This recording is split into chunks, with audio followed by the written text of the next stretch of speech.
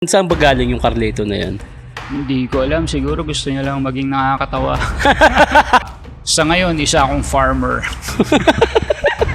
Pagkatapos mo nang reviewin yung balaban mo, ang goal ko, ma-minimize yung damage. May pagkakataon bang matripan mo na rin na makalaban si Sinyo? Okay sa akin. Okay sa akin. May sense naman yung match-up. So tingin mo bakit ikaw ang trip ni Sinyo na makalaban?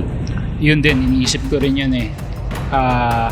Baka may nagawa akong mali sa kanya noon. Sa kadalasang battle mo, pagka 2 and lalo round 3, doon na bumababa eh.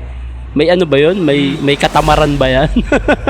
Aminado naman parang ang daming battles ka nang sinabing nakakatamad mag-practice. May ginawa rin pala ako rin, pinagbaliktad ko yung round 2 tsaka round 3 ko kay GL. hindi ko nga rin alam kung ano yung left field. Seryoso, hindi ko alam kung ano yung left field. Parang nung lagi na siyang nababanggit. Pero malaki ba ang pinagkaiba nung Barry at Sayad? Kasi yung karakter yun eh. Naalala ko tuloy yung Pochi ni Litcram. Parang ano eh. What the fuck? Bawal kumain ng Kupochi pag hardcore ka. Tingin ko lang, parang kung sasabihin mo yung gusto mong sabihin, pwede siyang maging ano eh.